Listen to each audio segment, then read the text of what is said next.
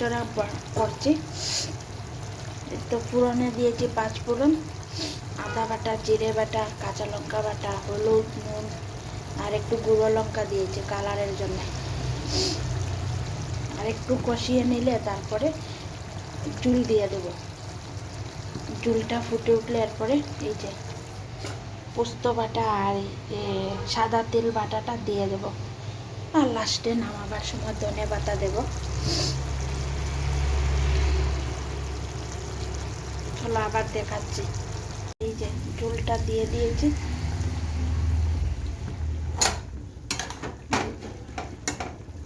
অল্প পরে এই যে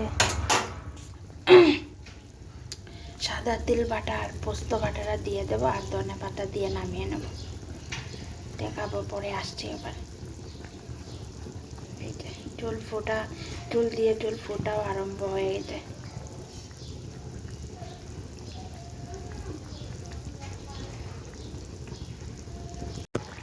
এই যে বন্ধুরা শিমগুলা ঢাকাটা খুলে ধনে পাতা দিয়ে দিয়েছি আর ওই যে পোস্ত বাটা সাদা তিল বাটা ওইটাও দিয়ে দিয়েছি।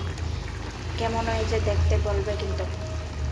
আর মশলাটা তো তোমাদেরকে বলেই দিলাম, খুব বেশি মশলা না, আমরা একটু তেল কম খাই, তাই তেল উপরে বেশি উঠে না।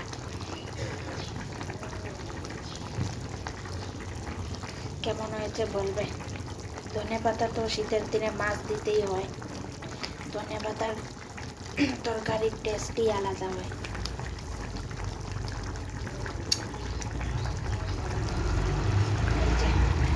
এখন নামিয়ে নেব। তো ফাইনাল তোমাদেরকে দেখিয়ে দিলাম, সব কিছু দেওয়া হয়ে গেছে, এখন জাস্ট নামাবো। চলো আসছি, কেমন হয়েছে বলবে কিন্তু। টাটা।